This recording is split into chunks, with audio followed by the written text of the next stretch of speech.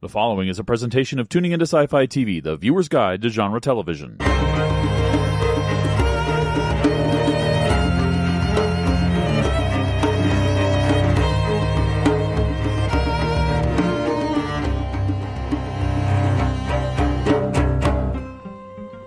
Hello, and welcome to Small Council Matters podcast. No, I am not Wendy. Wendy is stuck on a highway jammed with broken heroes.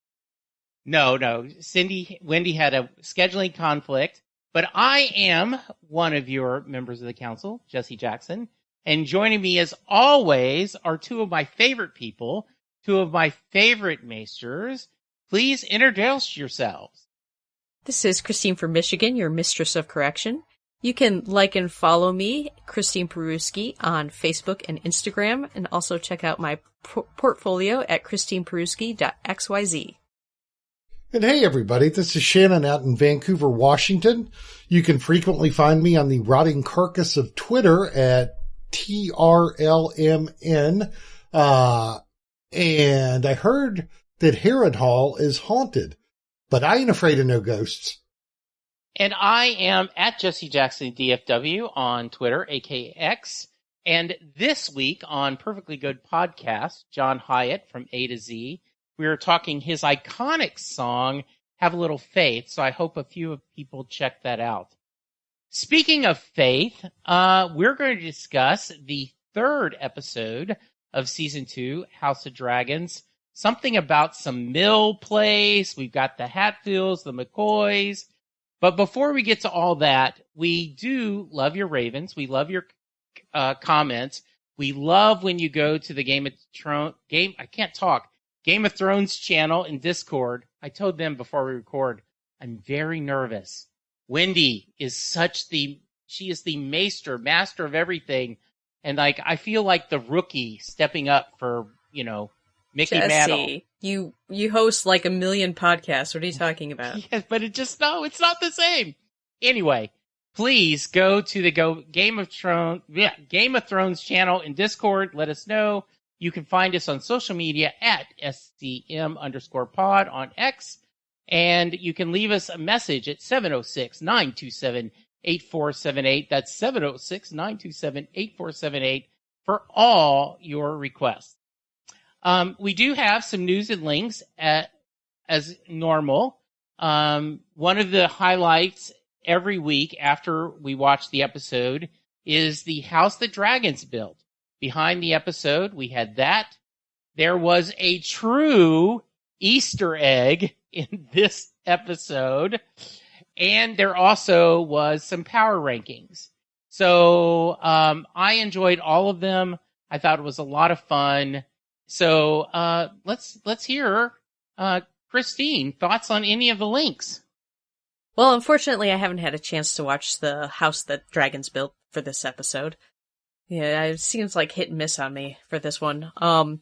The Easter eggs, there were 3 of them technically. I'm just gonna spoil it. So the 4 eggs that Rhaenyra is sending off with Rhaena to Pentos, 3 of them looked very familiar. At least their colors looked familiar. And it might be a change from the books. It's an interesting article. And the power rankings, I just stumbled onto that one earlier today, and I found their power rankings very interesting. Can you believe it? The number 1 in power rankings for this episode was Sir Criston Cole. Wow. That is nuts. But apparently it's something they do every week, so check that out. Yeah, The Ringer is a great resource for people looking to dig into House of the Dragon content. They have their power rankings. They have their podcasts, multiple podcasts on it. They always have a deep dive into lore, like the Monday after the show. Like this week's, it's not in our links, maybe I'll add it after the fact, was all about Harrenhal and the long history of that, from it being burned by Aegon the Conqueror to the state that it's in now, and all the misfortunes that have befallen everybody that has tried to take Harrenhal as their seat. For some reason, I always manage to watch the inside the episode, but I don't watch the house that dragons built, so I'm going to have to find a way to make sure that's in my viewing routine. because you guys have raved about them, and they sound fantastic. And then the dragon eggs, that was interesting because when that came on my screen, I saw the black, the green, and the gold, and I'm like, ooh, I know what those are. And in House of, Fire and Blood doesn't make explicit mention of that, nor does anything else in George R. R. Martin's explicit text. There have been rumors and allusions to a set of dragon eggs that somehow somebody, a character that we don't know that hasn't appeared in either show, might have smuggled some out and wound up in Pentos, where Illyrio Mopatis eventually got them, and that's the guy that gave them to Dany as a wedding present at the beginning of season 1 of Game of Thrones. So, and then the producers of House of the Dragon were more explicit, saying, yep, that's them. So, you can take that as you want, but it was fun to see those in literal eggs for Easter eggs. Yeah, I saw them and did not think anything about it, right? I just didn't. And then afterwards, when I saw speculation, I went, that's pretty cool. And then when someone flat said, one of the show people said, yes, that's what they are, I went, all right. One thing, Shannon, I find that the behind the scenes, the 5 or 8 minute episode tends to be a little more character driven, and with the actors talking about why they picked a role or what they did. And the house the dragon built is usually more about special effects, building sets and things like that. So they're both really well done, but it just depends on what, pick your choice. On the Blu-rays, they had Big House the Dragon that were seasonal. Like there was one for season 7, one for season 8, whatever. And I loved those and I watched them. Until I heard you guys mention it for the second episode, I assumed it was just a seasonal one talking about what they've done for season 2 of House of the Dragon. So, that's good to know they're doing it every episode. And if anybody else thought the same as I did, we need to go check them out. Ooh, and a little extra nugget on that Easter egg article. They do bring up Emilia Clarke because those eggs are very important to her character. But it turns out that she is not, nor will be watching House of the Dragon. She loves that the show is on and loves that it's doing so well, but she likens it to someone saying, you want to go to this school reunion that's not your year? And it feels awkward to her. So that's funny. I guess I can get behind that. We're going to get to feedback in just a minute, but a couple other things because, hey, the teacher's not in the class and we've got a substitute, so we're just going crazy. One of the things that I love is after you listen to this podcast, I hope you go over to the official Game of Thrones podcast because they have really good insight, but they interviewed the Geta Van Sant Patel, I think is that the director?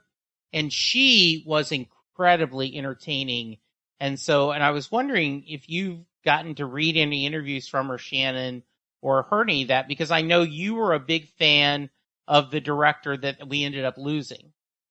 I have seen her on the Inside the Episode featurettes, the 8 to 10 minute ones that come out the same night as the episode. So I've seen her there.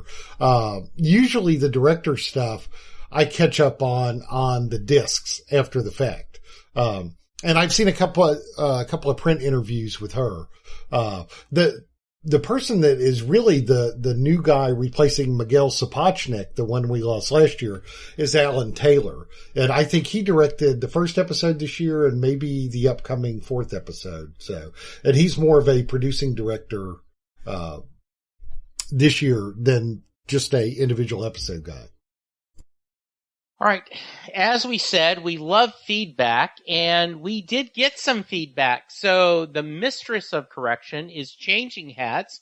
It is going to be the mistress of communication and is going to share a little bit. That's right. I love reading emails.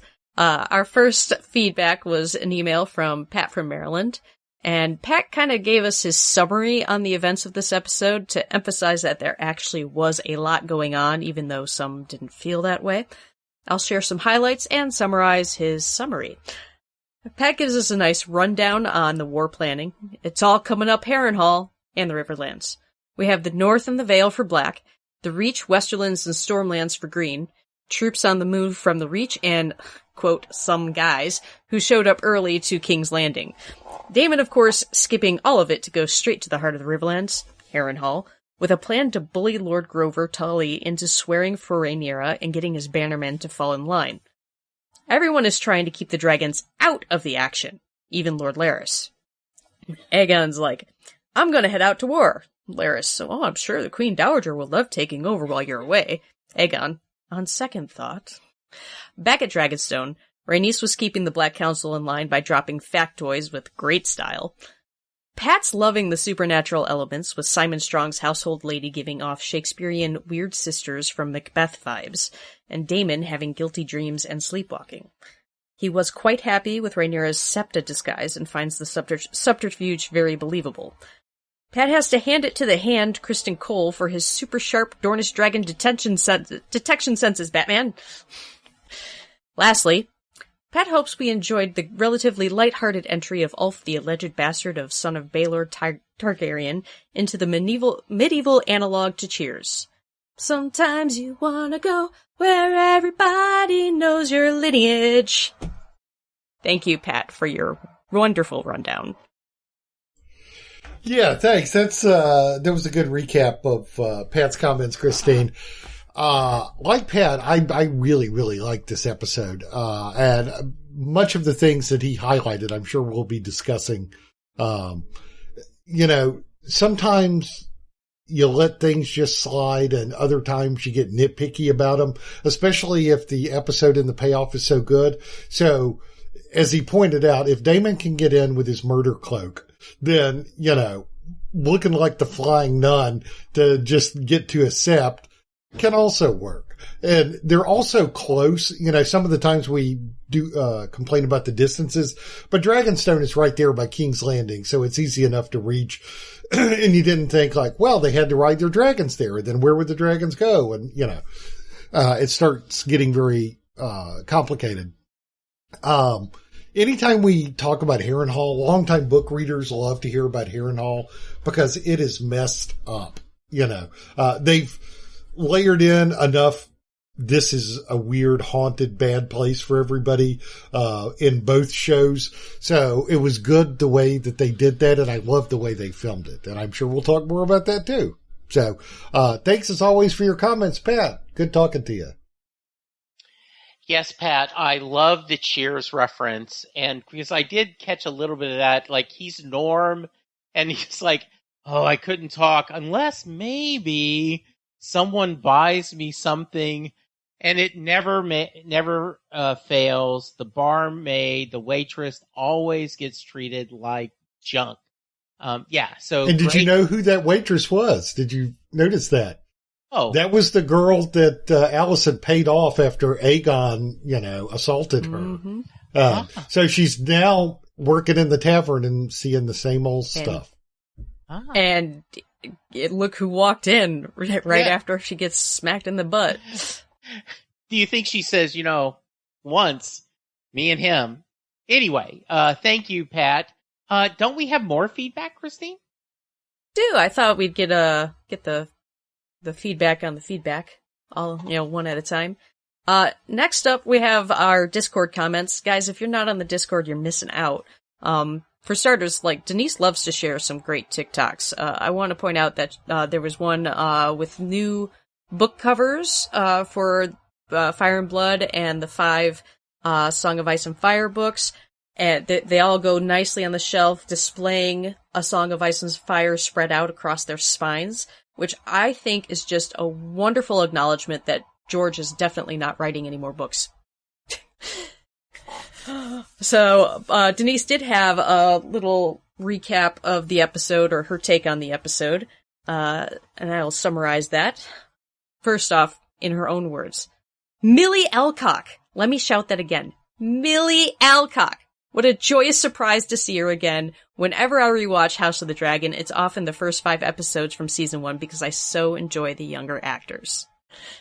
Denise also talks about how it pains her that George can't seem to write a decent relationship or friendship, save Drogo and Dany and Sam and Jon. Alicent and Rhaenyra would have been powerful together. I get the impression she really liked their secret meeting and now has wonderful fanfic in her head. She says that 3 of those 4 dragon eggs sent off with Rhaenyra looks like Dany's dragon eggs. Could this be where they came from? Well, I guess the showrunners say yes. I found an article saying that in Fire and Blood it was strongly implied that the 3 eggs made their way to Pentos much earlier, during the reign of Rhaenyra's grandfather, Jaehaerys, but we know how reliable that information can be from that book. Denise also thinks the Valyrians have a superpower, amazing eyesight, because of how Bela could see Sir Cole from way up there. Now remember, Denise, Moondancer got very close to the ground, scraping it with his wings. She may not have been able to see his face, but she could probably see his white cloak and his haircut. And considering she wasn't privy to the new additions to the Kingsguard, I'm guessing she was making an educated guess.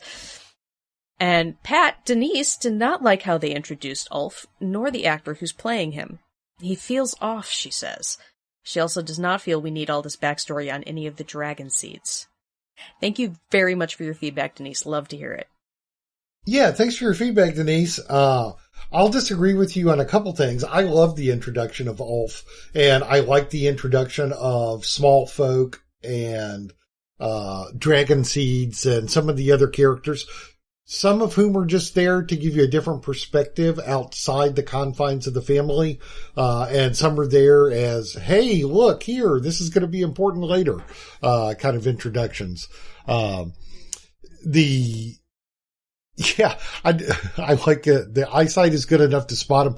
I guess heightened senses are very prevalent in Westeros, because how did Kristen Cole see that and sense that coming from so far away? And how did she know that it was him? I liked your suggestion that it was because, well, they were down to like 2 or 3 Kingsguard,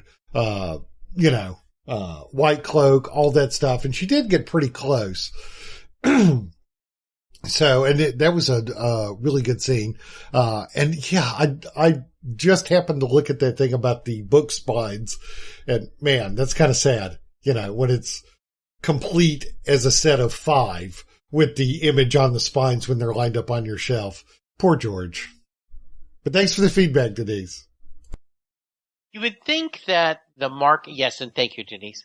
You would think that the marketing team said, okay, we need to leave kind of like the image all together when they're there kind of off, so we can at least give the impression, like pretend that there might be another book sometime.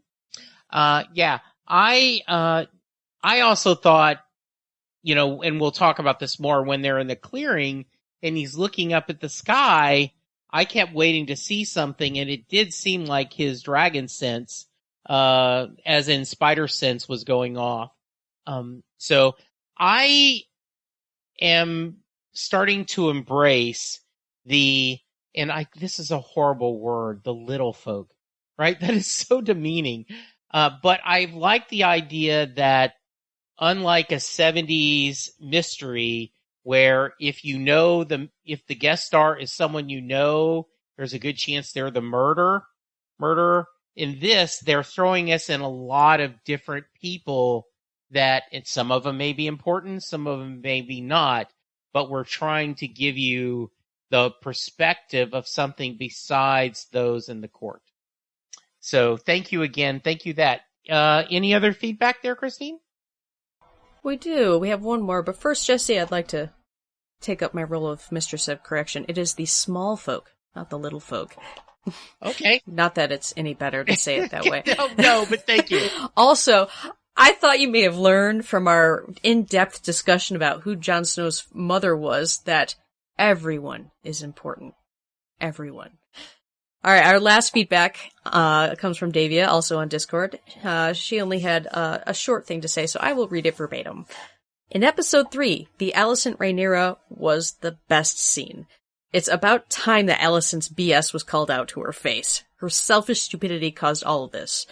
Unlike last week, the scenes that led up to it were better connected. A few points. Nice to see Damon feels guilty. Laris' family knows who he really is. The dragon chase scene was nice, but I don't really care about the outsiders of the story yet. I still need to be convinced. Some of these scenes seem like stalling to get to the fight. I agree, Davia.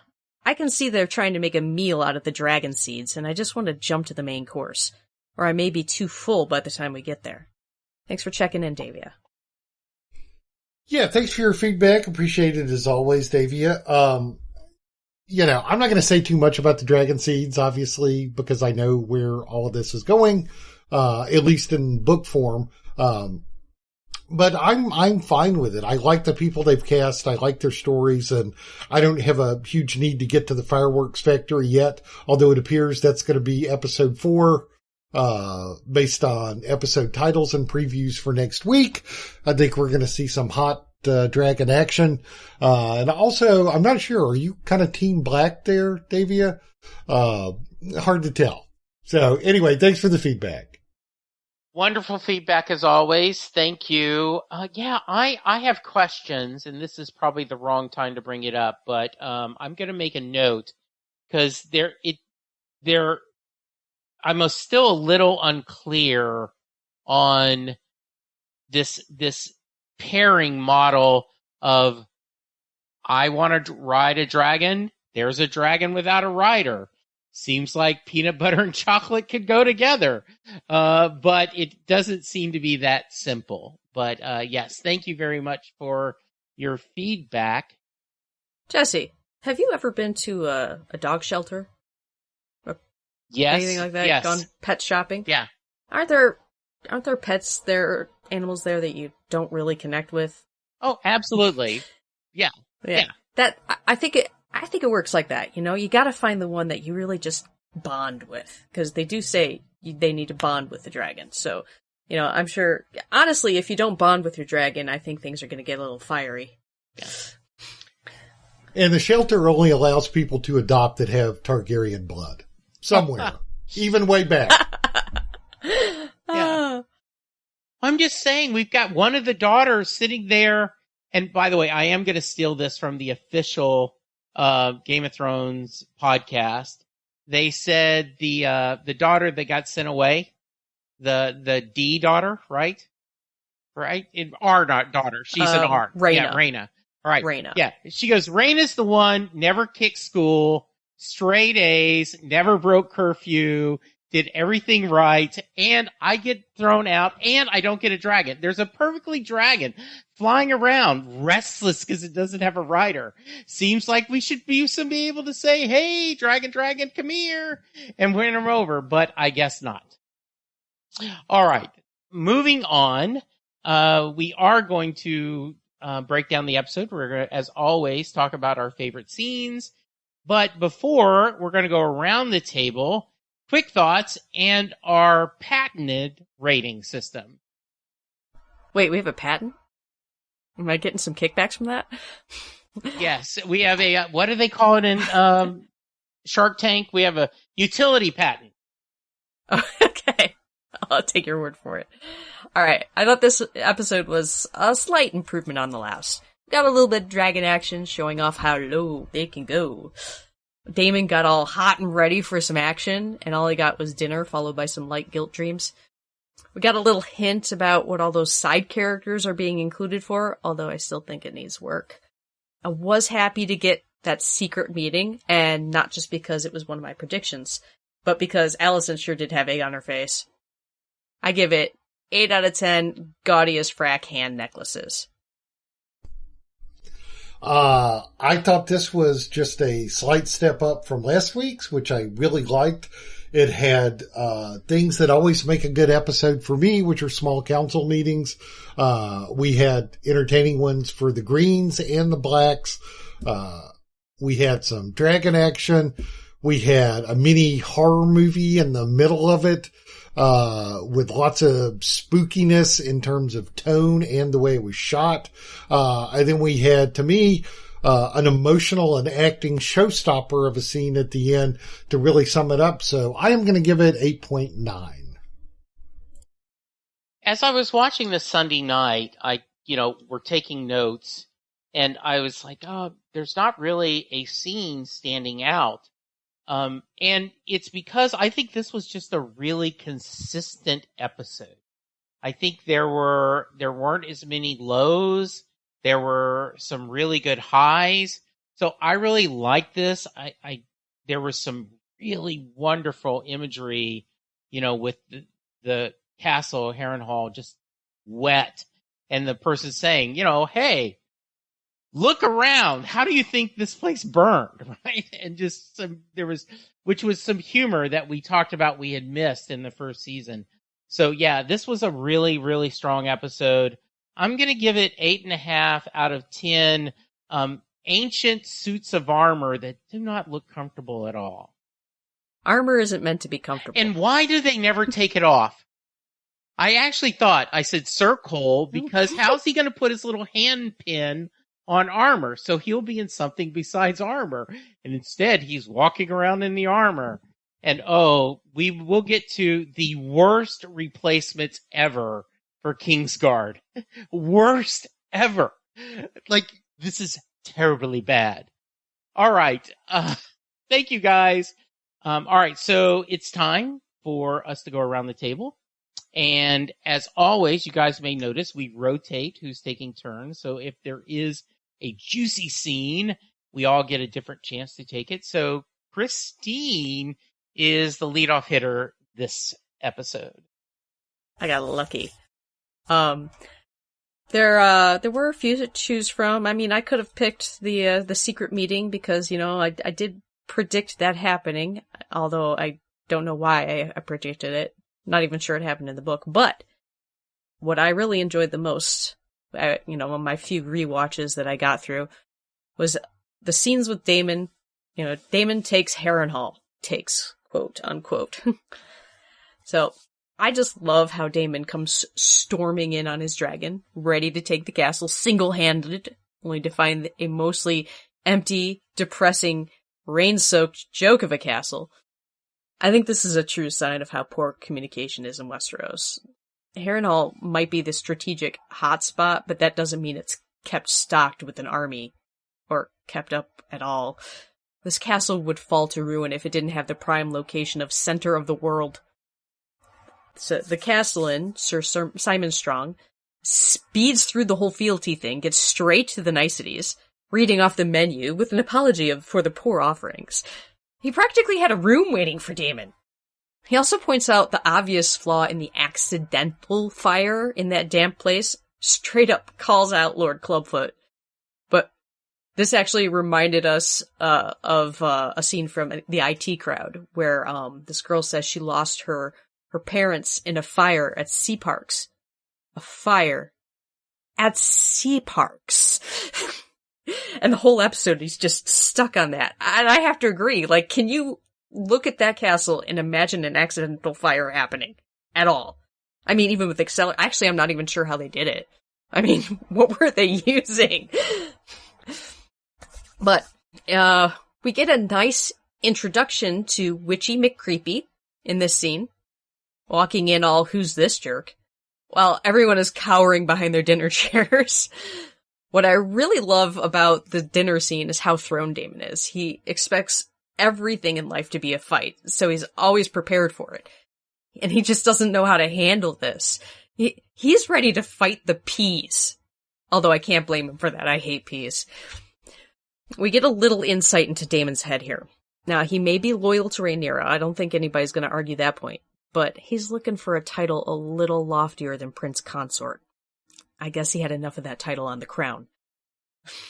Man, talk about typecast. I wonder if that little nugget will make its way back to Rhaenyra. Will she find out that he's aiming to be king consort or just king? And then will there be a power struggle there?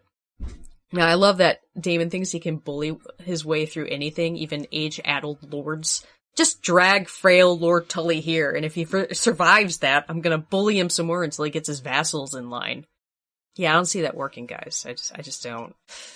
But the cherry on top was that we get this wonderful, chilling sequence of Daemon's guilt dream.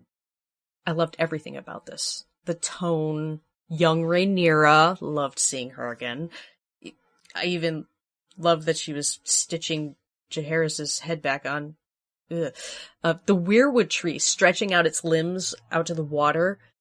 And I heard somebody else say that there's that island in the middle of the lake there that has like all the weirwood trees on it. It's a special island. Shannon, you could talk about it. And then the end of it is Witchy McCreepy giving dark portents about Daemon dying at Harrenhal. I think the highlight of this highlight was seeing Daemon cry. Like, I didn't know he could. I thought he was like mutated and lacked tear ducts. So that was just a wonderful scene. I mean, you don't get to see this man cry very often. So I love it. I want more scenes like this. I loved it, loved it, loved it. Yeah, excellent choice. This was like right there with my number one choice that I had to decide between. The way that they're being fantastically creative about the way they show dragons this year. Like last episode when Daemon left and they showed him exiting Dragonstone, and I thought that was really well done. The way that they showed Caraxes in this on the approach and landing, I thought was really creative and eerie and creepy and kept with the motif. And it was shot like a horror movie too. It just, a sense of creeping dread Daemon like takes out a couple of dudes, but basically met no resistance until he came in.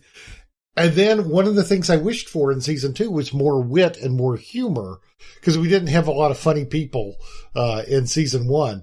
But oh my goodness, was that scene just cracked me up. I mean, like, he immediately is like, oh yeah, everything's yours. Would you like some dinner? And the guy is played by British stage legend Simon Russell Beale, who you may have seen in, The Death of Stalin, or he was in like the last couple seasons of, what was the Showtime show with Ava Green about all the classic monsters? Penny Dreadful. He was in that. So, and he was just a delight, and like everything he said was so funny. And the way that he kind of sparred back and forth with Daemon, he was playful and not totally obsequious, but always kind of truthful, with Daemon. And Daemon, as you mentioned, Christine, is always looking to pick a fight.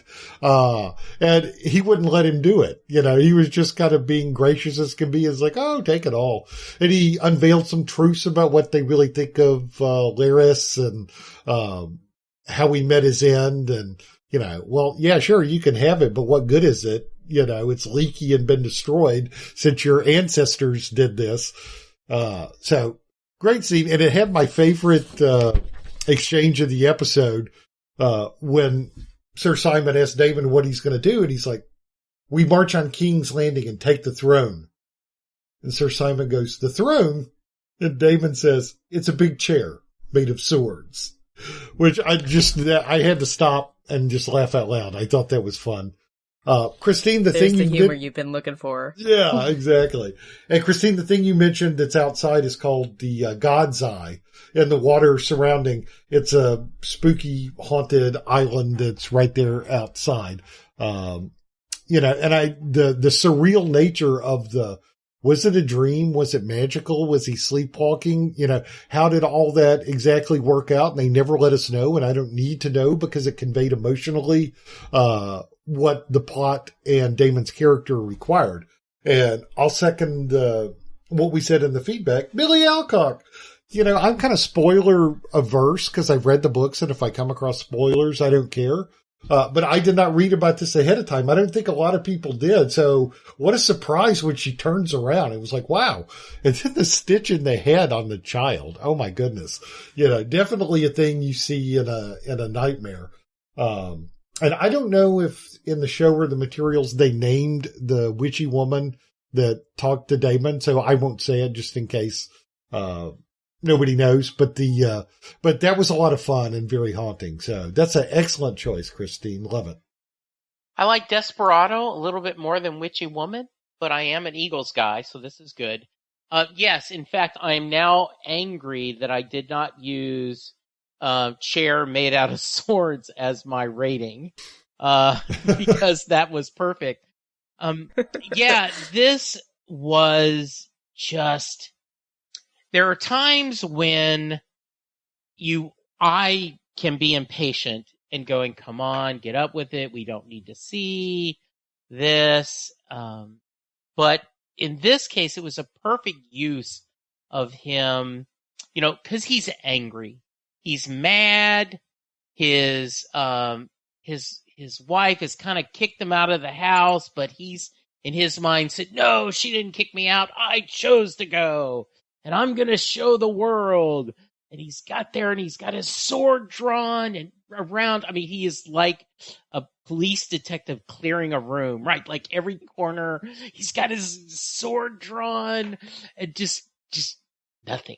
And I think it's only one guard that kind of half-heartedly, and then a Werfig, like, Alfred Hitchcock, I think in an interview said that you build the tension, and then you have something comedic to relax you, and then you can bring the tension up even higher. Well, they didn't do the tension higher, but they did do the horror dream. But the idea of you finally get there and they're, oh, hey, nice to see you. How you doing? Boy, that armor, take your armor off. Get comfortable. And then that venison's very well aged. It's hate to see it go to waste. And, and he's so paranoid, like it's got to be a fight. Like, oh yeah, an easy way to kill a dragon rider is to give him poisoned peas. It's like, what? Okay, my cook's not the best. And hey, peas are poison. There we go. Just by being peas. By the way, I had a guest that wrote a book, It's Okay Not to Eat Your Pea, on Set Lusting Brews. Excellent. So yes. Excellent. Yeah. Just to clear the air, I'm not averse to greens, guys. I actually love Brussels sprouts. And that's apparently crazy. Like, that's supposed to be the thing that you hate. But I love them. So it's just peas, okay. Guys. So this was just lovely all the way around. And you talked about it even before the dream, the idea they've given him a bedroom and it's leaking and he's moving the bowl. I said, why bother?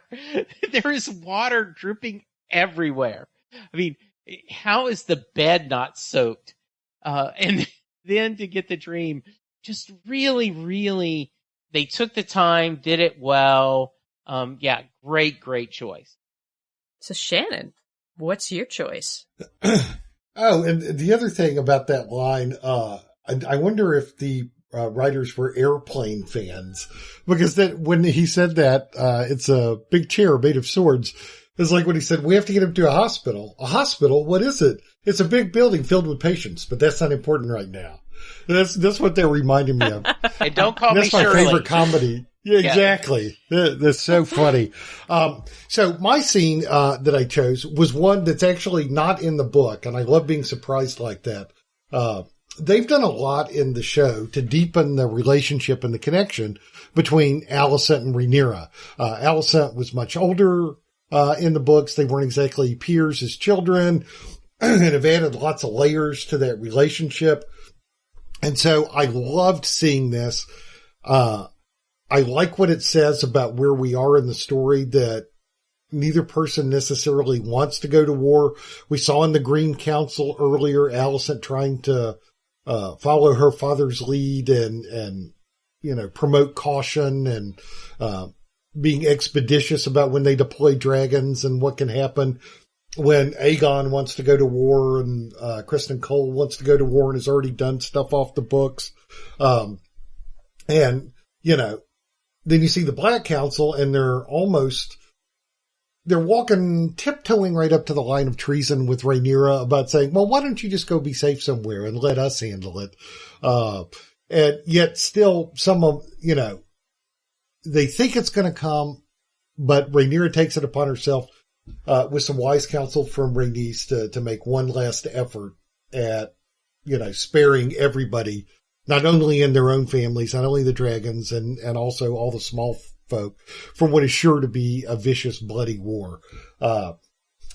And Emma Darcy's face in that little wimple thing, oh my goodness, she's so expressive, and looked fantastic sneaking in there. I love the way it was shot. They had a couple of shots from the top showing that circle with the candles, which was not only beautiful, but it's also, to me, symbolized a full circle moment going back to the beginning of, like, here are these two people and we're now at the end of the circle and war is inevitable. Or as Aegon would say, to war then, and then they sneak in there and then it goes awry right from the beginning. She's like, I started badly. And then for most of it, unless there's a stranger that wanders in, we're just tight on their faces. And Olivia Cook and Emma Darcy just kill it with, their confusion. And you see the tragedy of it unfold slowly. You can see Rhaenyra be wounded when she realizes that Viserys' last words didn't involve her, and a tear comes down her face and she's personally wounded. And then she says, but what did he say? And then when she says Aegon and the prince that was promised, the dawning that first comes over Rhaenyra's face is she's like, oh my God, I know what happened. It's all a big misunderstanding right in that moment. And, and then you see on Allison's face that she realizes, oh my God, this maybe wasn't about my son. This isn't about Aegon taking the throne. And then she realizes that it's all been a big misunderstanding. And then there's the heartbreak that they both realize they've gone too far and there's no turning back. It's too late. I thought it was just superbly acted, superbly well shot, had great thematic resonance with the whole story and the whole Dance of the Dragons. And it just blew me away. Not a scene that was in the book, and was, fantastic. And I expect that's the last we'll see of those two characters face to face. And if it is, what a way to go out. It's Too Late, Baby, It's Too Late. The great song by Carole King. And I thought of that as I was watching this. I remember, and it's been a long time since I've taken the time to watch Gone with the Wind, but I remember the first time I saw it, and then I went to watch it again. And I always think that if the Clark Gable, if Rhett Butler would just let Scarlett explain what's going on, he would forgive her, because she has come to understand that he actually is who she loves and that she had wasted her life. And, and that famous line, frankly, my dear, I don't give a damn, right? But if you watch Gone with the Wind, she does explain everything. She has the chance to share everything that she's feeling. And Clark Gable in this great, I just don't give a damn, right? This was so well done, so well acted by both. And, these were two people that loved each other deeper than sisters when they were younger. And they've tried to, and I'm using the word flirt, not in a sexual way, but they have gone back and forth, like of trying to figure out how to stay connected, even though everything that's going on. And when Rhaenyra is like, my father, did he really love me? How could he have betrayed me at the last minute after he got up from his deathbed and told everyone I was his heir? And then you tell me the next day you've had to lie. And then when, Allison's like, I swear on my mother's life, I'm not. And just this raw emotion back and forth. And then when you realize what's wrong, but it is too late. You can't unspool this circumstances. And the reality is, even if Allison had not misunderstood that, the pieces were already in place that Team Green was going to try to take the throne. They were going to give his oldest son the chair made of swords. So yeah, I love this choice, and I'm so glad we got a chance to talk about it. So, odd thing, I thought Rhaenyra looked really good as a Septa. Her Kingsguard didn't look so good as a Septon, though. But, I don't know, there's something about that outfit that just really suited her. I loved it. The best line of the scene, and Denise said this in her feedback too, I've begun badly. I mean, it's like, you pulled a knife on her. Yeah, you began badly. Of course, honestly, if she didn't have some sort of weapon to stop her from screaming out, the conversation wouldn't have happened. So, what were you gonna do? I loved the emotional whiplash. Like, Rhaenyra was kind of broken by the thought that Viserys wasn't thinking of her in the end, and had given up on her in the end. I mean, he had just defended her earlier that day, like, for the millionth time. And to hear that his last thoughts were about Aegon. Like, really? Why? And, like, tear. There was this beautiful tear dripping down her face. And then Alicent continues and says, the prince that was promised, and boom, it's like somebody flipped a switch. Her emotion just goes, wait, what? Hold on a second. And digging into what he was saying and explaining to her, that it's Aegon the Conqueror's prophecy, although she actually said story. But that's the Aegon he was talking about. And we get that look from Alicent, like she's got egg on her face. And this comes right after Helena forgave her. Now she feels guilty all over again. Alicent's just going to be riding that guilt roller coaster for the rest of her life. And it is not going to be a fun ride. This was definitely my second favorite scene. Good choice. Through the magic of editing, we're going to now hear Wendy's choice. My number one highlight was Damon's taking of Harrenhal 123 and the premiere of Harrenhal House of Horrors featuring Damon tortured by grief and ghosts. But since that highlight was taken, I'm going with Rhaenys, the queen who never was, proving herself to be the true hand of the queen. She gives wise counsel to Rhaenyra at the burial of the Cargill twins, noting that green men are driven by impulses with desire to kill and burn. She recognizes that Alicent may offer another way than war. Rhaenyra initially resists, and Rhaenys reasons that Alicent is surrounded by men who are doing things, not permitting or ordering them to do so. And Rhaenys points out how Rhaenyra has people around her pushing to act and may possibly have permitted murder of a little boy in his bed. Rhaenys also recognizes, as did Simon Strong, that sin begets sin begets sin. She and Rhaenyra discuss how this all started, and Rhaenyra pegs it on the moment her throne was usurped. But Rhaenys wonders if it started when Jaehaerys was beheaded, or when Aemon killed Luke, or when Luke took Aemon's eye. Though we see that it all started when Aegon gave Aemon a pig.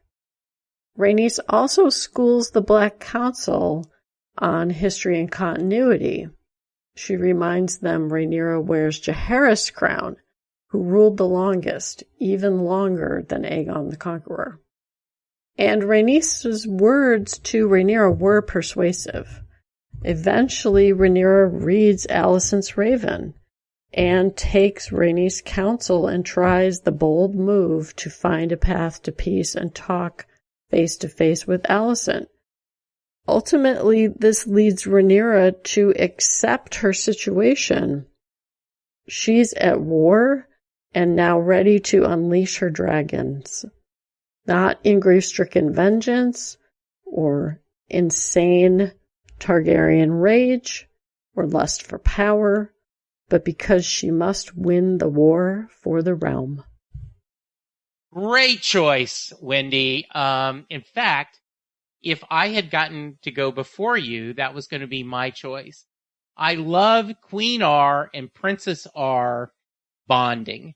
There, I got over butchering the names.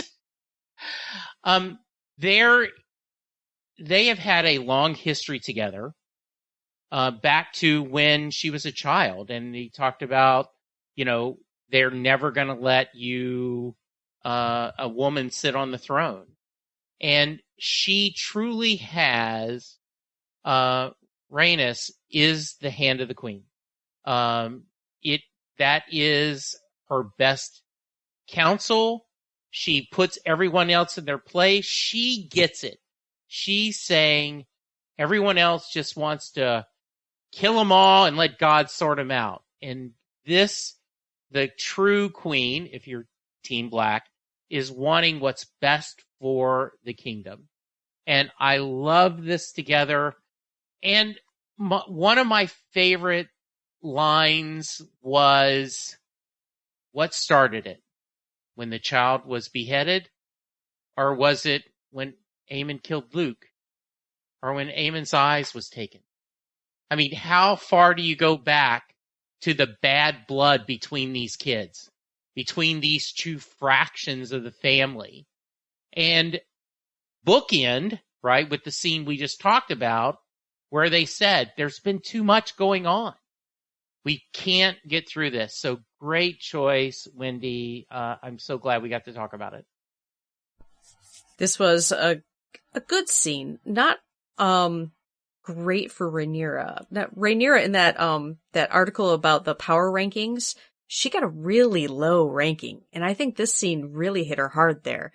Like, not only are all the men looking at her like she's a liability, but she looked so weak in this meeting. Like, she had a tremble in her voice with some of especially when she was discussing about not using dragons, that their threat alone is a weapon. And, she sounds so weak saying it, and says that the Greens will make the same conclusion. Even though she's absolutely right, that's exactly what they're doing over there. Kristen Cole said not to bring a dragon. He wanted to be, lay low. Lord Larys tried to keep the king from going out on his dragon. Like, everybody over there is agreeing we don't want to get dragons into this unless we absolutely have to. But here she is speaking the absolute truth and sense, and they're like, you know what, you should go into hiding and we'll handle it. Like, what is that crap? And of course, Rhaenys is she's the queen of glare. She may be the queen that never was, but man, she is rocking the title of glaring. Like, that's what she's doing through this whole meeting. And I am going to quote, like, the one thing she really says at this meeting, because it is such an excellent point. This council will do well to remember that their queen wears the crown of my grandsire, Jaehaerys the Conciliator, a prudent ruler, the wisest of the Targaryen kings, whose reign outlasted every other, even Aegon the Conqueror's. Mic drop, walk out. Yeah, that was a great scene. Before I talk about the capper on it, like you just did, Christine, I want to go back to the first scene where they were burying the Cargills, and then Rhaenys and Rhaenyra talked, which I think was kind of a precursor to the council meeting. That kind of puts the idea in her mind of, like, be open to other things. And, they have the conversation about when did it start. And Rhaenys gives excellent counsel. She's a fierce warrior. She's just bad all around. And I mean bad, like badass, just terrific character. Eve Best plays her so well. And in that first part, there's the line that we kept hearing in the teasers and the trailers before the season even started. There's no war so hateful to the gods as a war between kin, and no war so bloody as a war between dragons. I mean, that's kind of the statement of the whole book. And obviously where we're going, and that's what makes it so sad. At the end, when Alicent and Rhaenyra realize that it's too late. In that council meeting, I love the line that you just quoted, Christine, when she's talking to those people and does the mic drop. And I looked down on my notes, and what I had just scribbled at the time was, Renice tells them STFU, which you can imagine what that means, which is true. It was fantastic and well played by everybody involved. Okay, so I'm batting cleanup, and there are multiple, I think, kind of lovely scenes that we could go over. The sisters saying goodbye to each other, the great dragon chase scene.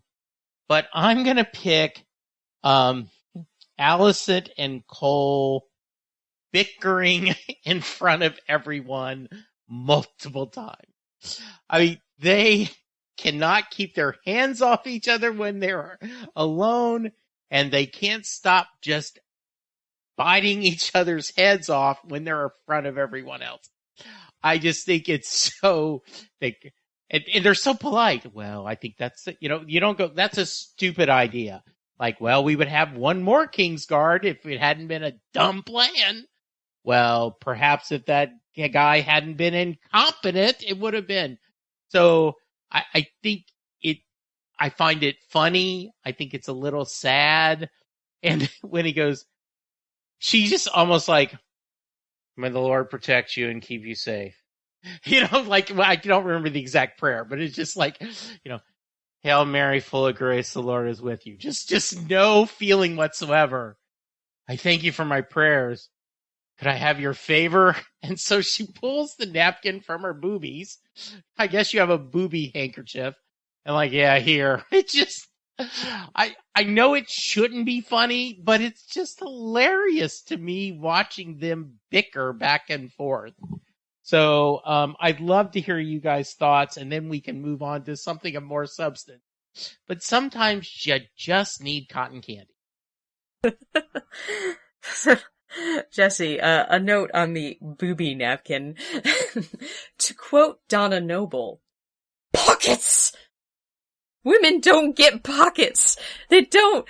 We're given this thing up here that's all we get. We're not allowed to have pockets. That's why we have purses. And honestly, we don't have pockets because they want to sell us purses. And I hate it. I absolutely refuse. And I don't care if my phone is half sticking out of my back pocket. I will do it because that's all the pocket I get. So, Allison can continue on with her booby napkins. I don't have much to say about the bickering in this room. Although there's a lot, not just between the two of them, like everybody is at each other's throats here. Especially about the Sir Eric issue. Like somebody else at the table called them out, cause they bring up the replacement of the Kingsguards. Let's just glaze right over that, by the way, except, one of them shouldn't have needed to be replaced. Like, I agree, absolutely.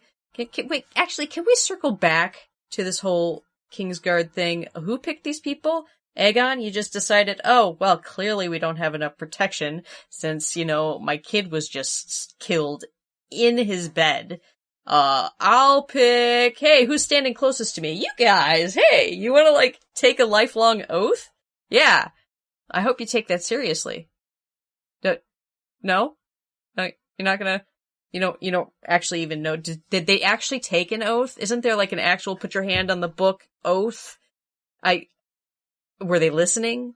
Must have been drunk through it. I don't know. What I did find interesting is before Kristen Cole goes into this meeting, he is just kind of standing there in contemplation. I don't think he's ready for this. I don't think he feels like he's earned it. Maybe he's trying to psych himself up. He has to actually get woken up out of this little reverie, by a page, they're waiting for you. So, and he walks in there and is putting on a show because he feels so, unconfident that he has to pretend to be super confident. And that's what we see in there is just him overcompensating and making straight decisions. And, you know, it sounds a little brash for him to want to just run off and take Harrenhal with a handful of men until, you know, you see the scene where Daemon did that only with way less men. So, maybe, it's amazing how similar these guys are, huh? You know, honestly, I don't know how anybody could be Team Green with the bickering going on. I mean, yeah, there's a little bickering going on the black side, but it's really just the men trying to, you know, force their way over top of the woman, and it's not working out for them quite so well there. This is just people disagreeing left and right, and, you know, how are we going to handle the situation? Oh, well, so we should write a letter to Lord Tully. Lord Tully doesn't know what he's doing. And, kudos to that guy for the most inappropriate line in the episode. I can't even quote it here because I don't know how to use euphemisms to cover that line up.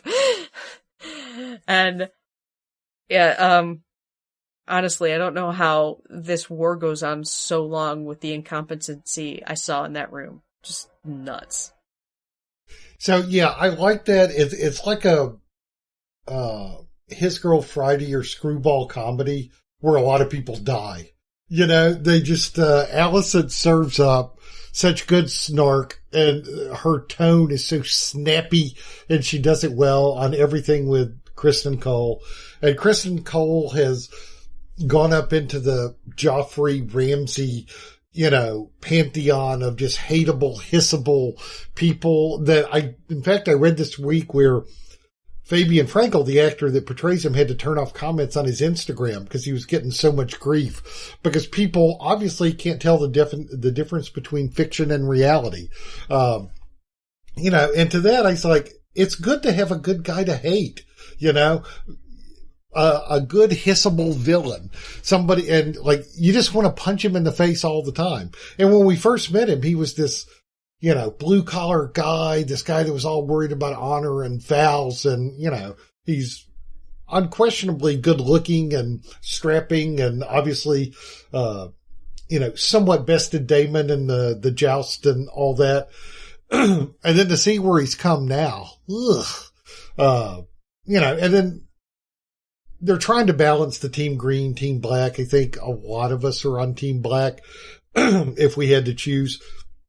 But they give Allison humanizing moments, you know, and seeing her snap at Kristen and then wind up in his bed, yeah. But, you know, I see that as her just using him for her own selfish needs versus, you know, oh, I'm so in love with him or something like that. So I like their little repartee back and forth. That's a fun choice, Jesse. Oh, and the other thing, too, just a shout out to the great Freddie Fox. I don't know if you guys watch Slow Horses or not. That's a terrific show on Apple TV about a series of spies. And he's had kind of a secondary character on that. And he seems to have made a career out of just, you know, playing over-officious, spoiled party boys. And that seemed like exactly what Sir Gawain was. And it was great seeing both him and Allison kind of like, you know, talk down their nose to Sir Kristen. That was a nice little touch on that scene as well. Yeah, we're going to go around the table again. I did want to mention that growing up, right, that Aaron, gosh, I can't talk. The king, yeah, Aegon, must have gone to Chicago city politics, right? You know, give jobs to your cronies. And, you know, and then, you know, when he does call them out, you made a vow, and they're like, oh, yeah, sure we did. Then they all go to the brothel, which was interesting scene. All right, Christine, we got anything else for us before we move on to lowlights?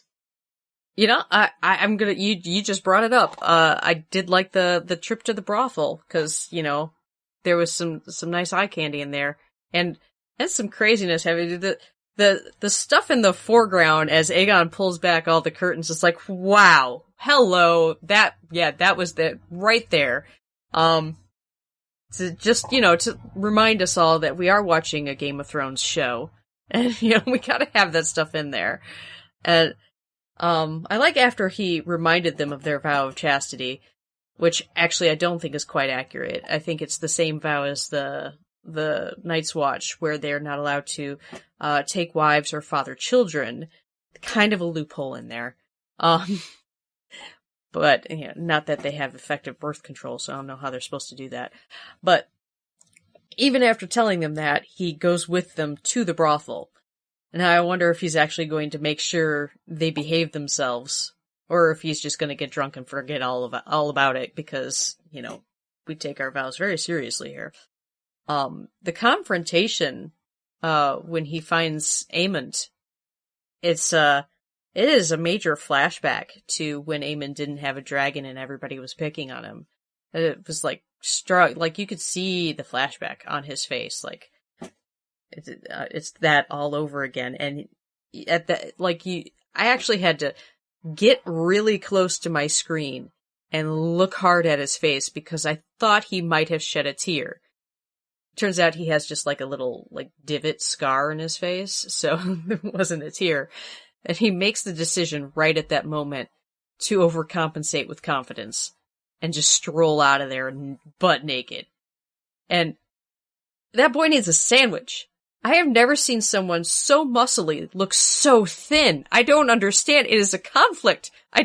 How do you have so much muscle and so little mass that you could turn sideways and disappear? What the hell? Any thoughts on this, guys? Well, they do call him Aemond One Eye, so maybe it just isn't about the patch, if you know what I'm saying. So talking about the rest of his Kingsguard, you mentioned Chicago politics. What it reminded me most of was there is frat bros, and as a frat boy myself, it just reads so clear to me. There is fraternity brothers, and they were even having a fraternity brother initiation by taking the one guy to the brothel to get him laid, for the first time. And they behave like that, like they own the place. And, clearly Aegon is Eric Stratton, Rush Chairman. Damn glad to meet you. So it was, it was a fun scene. It was cruel for, Aemond. And you could see what fuels him. And I did like his overcompensation of confidence there.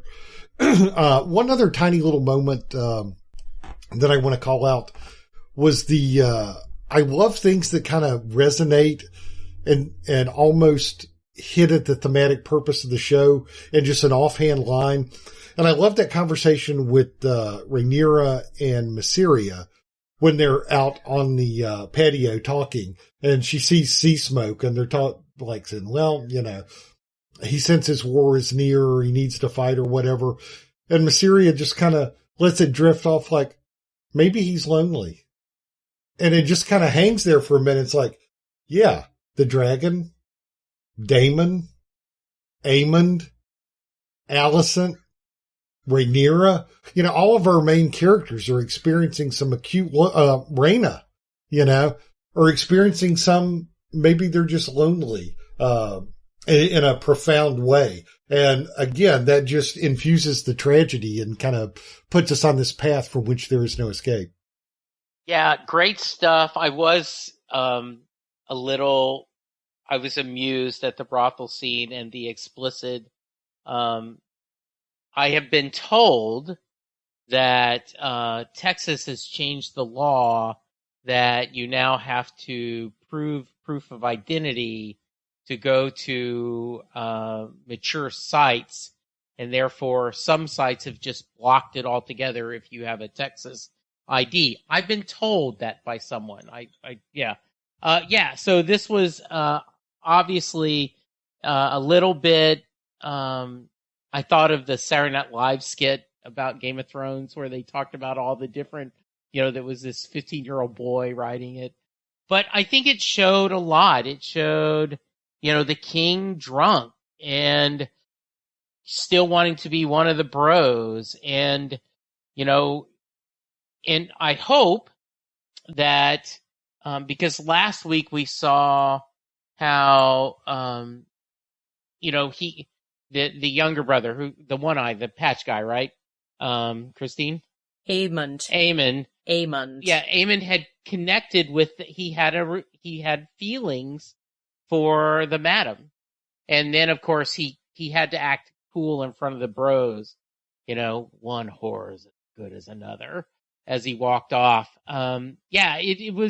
It talks a lot about the brothers' relationship, and how, even though I think Aemon in a lot of ways is someone that it's easy to root against, he's just compared to his a-hole king brother. I mean, he's just so much more of a quote unquote decent person. Just Team Green doesn't have a lot except Allison going for them. So anyway, great scene. Shannon, you talked about anything else you wanted to talk about besides the Missylint and Rhianna discussion? Missaria. Yeah, Brandon. No, just one other little tidbit I noticed in the opening credits. We had Jaehaerys added to the opening credits, and oh my God, the stitching goes right over his throat. In just that quick little scene, I'm like, oh, that is such black humor. I love it. I forgot I was going to do a comparison because they'd added that and the rat catchers being hung. So there was 2 new scenes in the opening credits. And I'm like, did they speed up the rest or did they remove something? And I didn't have a chance to go through and check it, but they can't keep adding scenes and just speed up the whole thing because that's just they may snip things on either side of a vignette, nice phrase a little there. bit. So, but at the end of the season, it'll be interesting to see like episode 10, if anything gets cut or how they accommodate it. Cause I don't think they retime the whole music and extend the score, so. Absolutely. Oh, and I appreciate your nice little insight to Missaria's comment about the dragon. Maybe he's lonely. And Rhaenyra definitely stopped and looked back at her like, I only connected it with Daemon because Daemon was acting the same way, but I didn't notice the giant theme going through the whole season, really. They're all kind of lonely. I thought it was foreshadowing that one of these people we're seeing will soon be riding that dragon. I just went with the obvious. Oh, I think it is overt with Adam. Like, they literally showed him watching that dragon. There was nothing else going on in that scene. Yeah. I did enjoy the couple taking a break with all the rain at the shipyard. That was a sweet little moment. There are not many healthy marriages on the show, and it appears that this is the couple that more people should emulate in this kingdom. So that was a nice little moment for me. And they covered a little bit in the House of the Dragon, talking about building that and how difficult it was with all the water, which made it even more interesting on the rewatch. Anything else we need to cover before we get to lowlights? No, I think we might have gone through most of the episode right there. All right. So do we have lowlights? Do we have things that we are just not so sure about? Christine. So I'm not going to say this was a bad scene. But this scene needed work. The cheers scene, we got Ulf walking in. I thought it was a great lead up. It had potential. There was a cheery atmosphere, something to get me invested in this guy, being able to just, everybody knows him and he's the life of the party. And, this stranger they've been telling about him, is ready to buy him a drink just to hear his story. But then it just turns into exposition and it felt forced. It was just like a lineage report, really. So, I think back to season 1 of Game of Thrones. It was a ponderous tome. Basically family lines. And I got lost following his description. I'm like, wait, you're who's? To be fair, the Targaryen family tree is insane, but I don't think they've really gotten into Baelor Brave? I don't know.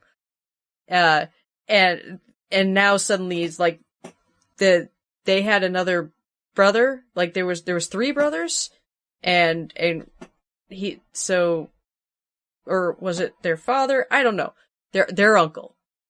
Yeah, I don't know. So I'm trying desperately to follow this string of a family tree down to this bastard son, and the fact that he doesn't have white hair, which was a funny point. You're like, you don't look like them. Oh, do you know what they look like? Yeah, the royals don't tend to get out into the world very much, but he definitely does not have white hair. And then he starts basically declaring which side he's on in this war, a little too loudly. Right before, hey, the king walks in, and suddenly all my braggart behavior is gone, and hey, long live the king, hey. And I got so lost in trying to figure out who he was in relation to everybody else, and why do I care about this, and was this really worth that drink? Does the guy ask for his money back? Because I'm not sure that was worth it. Like, is this the talk of the town in King's Landing? Like, I might be somebody important. Wink, wink. So, like, I'm not against introducing these characters, or, the term dragon seed got dropped in the scene. This is the first time us non-book readers have heard it. And instantly it makes me go, okay, so I'm guessing this Adam guy is a dragon seed, and I'm guessing the blacksmith is a dragon seed, or else why the hell are we focusing on them? So that's my theory. I'm guessing I'm right. I don't know. But the writing in this scene just kind of fell a little flat for me. I didn't have any real lowlights on this. I will say something about yours, because I like that scene, Christine. I thought it was very cheersy, as we've all talked about. And I like spending time with the small folk to see how they are. And it was clear that most of the people in the bar viewed Ulf as a raconteur and a guy that tells tall tales, and everybody kind of likes him, and he's gregarious, and he got free drinks. And I thought it was a good way to transition to Aegon and his frat bros getting to the bar to get to the scene with Aemond, as well. And it also, like some of early Game of Thrones, you could tell exposition. Well, as you know, that's so-and-so's cousin or whatever. And maybe it didn't work for you. I didn't think it was quite as ham-handed as it could have been. And supposedly his connection, that he is a bastard brother of Viserys and Daemon. So their dad, who I think is Balon the Brave, strayed somewhere, had a different mother than Daemon and Viserys. And that's his claim to fame, but he's still a small folk. So, I thought it was fun. I didn't really have any other, nitpicks on this. I thought this was the small stuff, the big stuff, all good. And again, I just want to give praise to, we didn't talk too much about, Bela and the dragon, but another excellent use of dragon special effects there. 'Cause sometimes I know in the past, we've seen them and it looks kind of wonky or whatever, but I think they've done a really good job thus far. So no low lights for me, really. Yes, supposedly her dragon is David Bowie. Is that someone, they said, we want the dragon to look like David Bowie.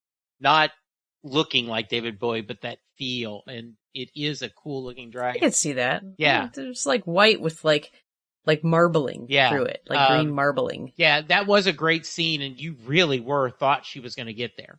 And then I was worried, is the dragon going to hit the woods and either hurt themselves or, what they were going to do, and the pulling up at the last minute. I am similar to you, Christine, this is the same thing as when we had the people at the ship. And all this, it's like, okay, I guess this is supposed to be important. And I was on the record last year that I don't like when I have to do homework to enjoy the show. And this was feeling a little bit like, okay. And then I kept going, all right, what is the last name of bastards for this? It shouldn't be Snow. It shouldn't be, and I was trying to think, and they didn't call him by a bastard last name, did they, Shannon? Okay. No, not in the show. Okay. I know what his name is. Okay. But I don't know what region that it goes with. Yeah, that's what I was curious, because if he was a bastard, right, he should have that, we learned that they have the universal everyone if they're illegitimate, have the same last name. Depending on the region. I have thousands of brothers and sisters. What? Yeah. And I don't know if we're to that point in history or it was in Game of Thrones or whatever, but some Targaryen bastards have historically taken the name Blackfire. Because it's like in the north it's snow and the Riverlands it's rivers. Okay. They all sand. They all seem to take a name of the region. Oh, okay. That makes a little more sense. All right. Okay. So we've had our highlights. We've had our lowlights. Anything else we need to discuss before we call it a episode? Christine? Just one more little low light here. Minor note. Can we not bury Kingsguard in caskets? A dirt grave? Really? What was that about? And on that note. Yeah, they don't earn a fiery death because they're not, Targaryens, right? So, yeah, but it is like, I guess we didn't want to waste the wood. I don't know. Yeah. All right. How about you? Any final thoughts, Shannon? No, can't wait till next week. Same here. So for now, we're going to wrap it up. We miss you so much, Wendy. And we can't wait till next week when the council is back to full force. We'll have all the furniture back the way you like it as soon as you get back. Absolutely. And I promise, Mom, we did not have a party while you were gone. I want to thank Christine and Shannon for helping me out. And I want to apologize to Brent for having all the extra edits he has to do. But for the rest of you, I want to, as I end most of my podcast, everyone be safe, be kind, and we will see you next week. Goodbye. Look out for dragons. Bye, everybody. We'd love to hear our listeners voice thoughts and send us feedback. Call us at 706-927-8478. Stop by our tuningintoscifitv.com blog to record a SpeakPipe message, or check the show notes and leave us comments. From the blog, you can also find links to forum discussions and subscribe to our RSS feed. Call into our Tuning Into Sci-Fi TV Skype account and leave us a message. Be social with us on our Tuning Into Sci-Fi TV Facebook page, or follow us at Tuning Into Sci-Fi on Twitter.